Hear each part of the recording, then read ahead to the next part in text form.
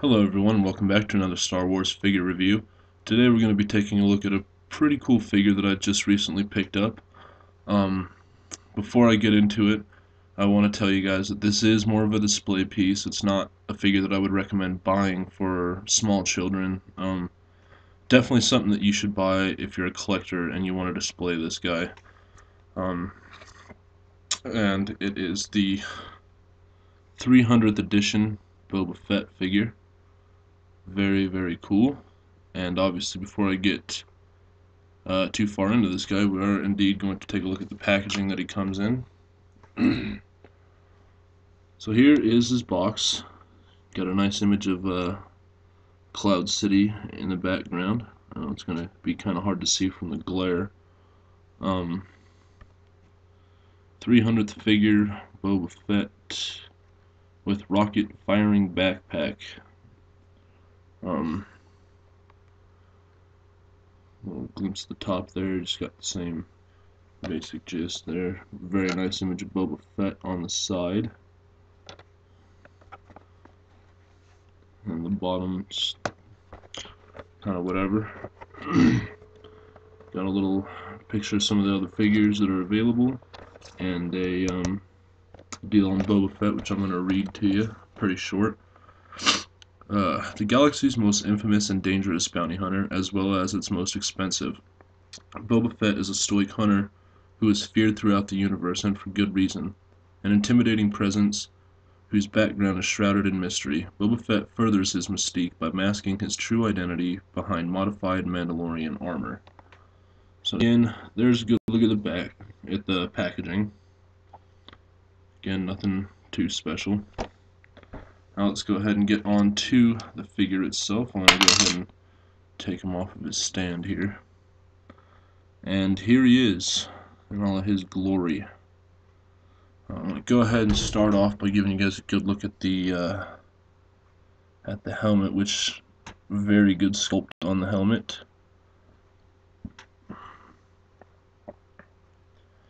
Excellent job. Very accurate with all the wear and tear, paint chips, and all that good stuff.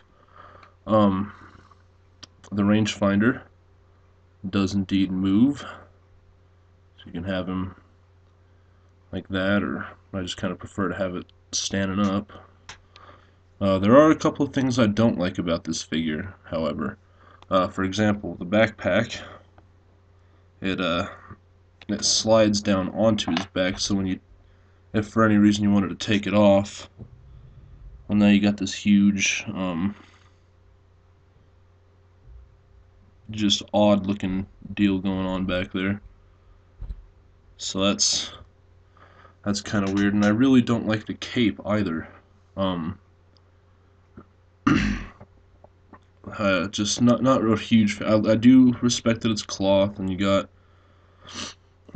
some holes in it from it being shot and whatever. That's a nice touch, but it's just not. I like the vintage Boba Fett. As far as what my favorite Boba Fett figure is, I'd have to go with the vintage collection Boba Fett. But this guy's not bad. Like I said, I do like his detail in this figure quite a bit more. It's going to be kind of hard to show you everything, but you can see like his chest piece up there has a lot of wear and tear, and his gauntlets, and a little bit of miscellaneous scuffs and stuff on the knee pads there by my finger. Looks pretty good. But this one here on his left leg doesn't really look too dinged up. It's actually almost looks brand new. Just kind of unfortunate, but I also like the boots better on the vintage collection Fett. These ones just kind of seem almost a little bit half-assed, if you ask me.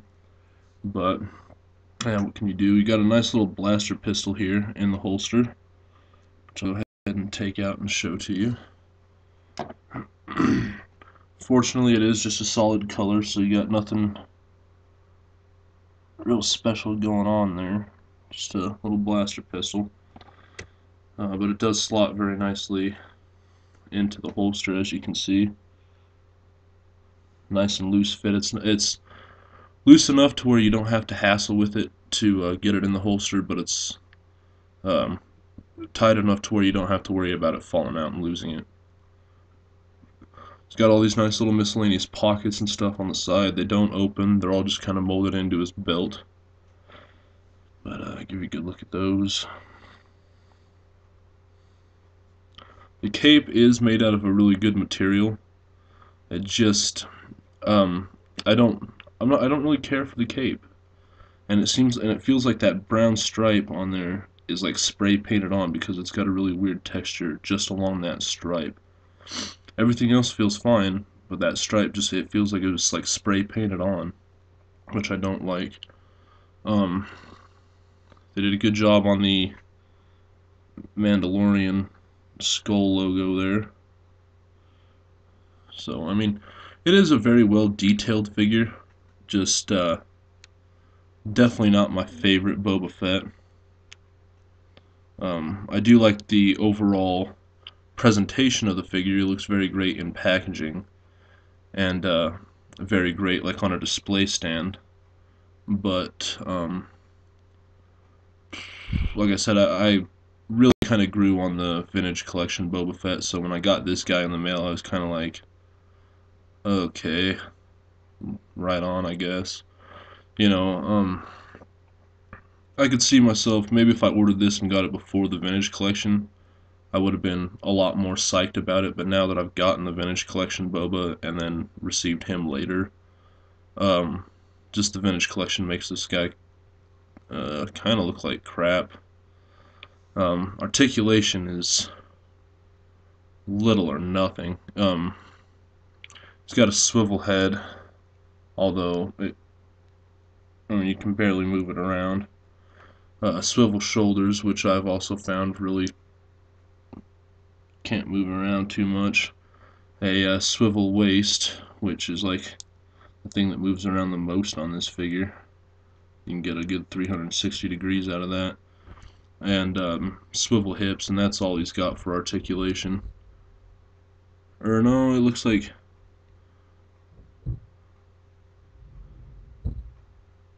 he may have swivel wrists, but I mean, just the way he's like holding the gun and everything just doesn't really look like he's gonna do much. And oh, and I apologize. It does look like he swivels right here at this forearm. So all of his articulation is all swivel. Um, no ball hinge, no ball joints, all swivel articulation.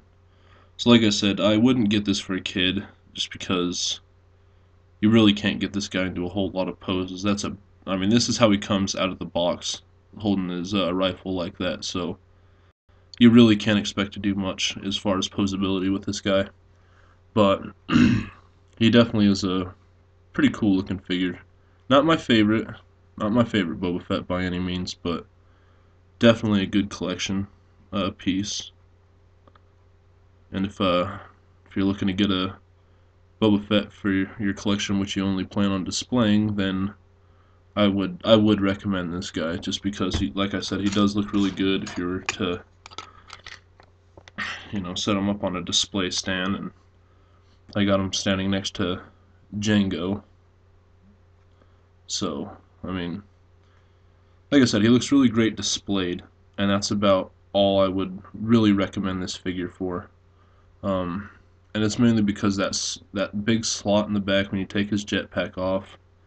The articulation doesn't really bother me on this guy. It's the fact that huge slot in the back. So on my vintage collection Boba, I don't always display him with the jetpack on, and it's kind of nice because he's just got that little hole in his back which you can cover up with the cape. Whereas this one, he has that huge, freaking like half-inch wide slot in the back that makes him look really awkward um, if he doesn't have his jetpack on. But anyway, that's about all I have to say left on this guy, or all I have left to say on this guy. I apologize.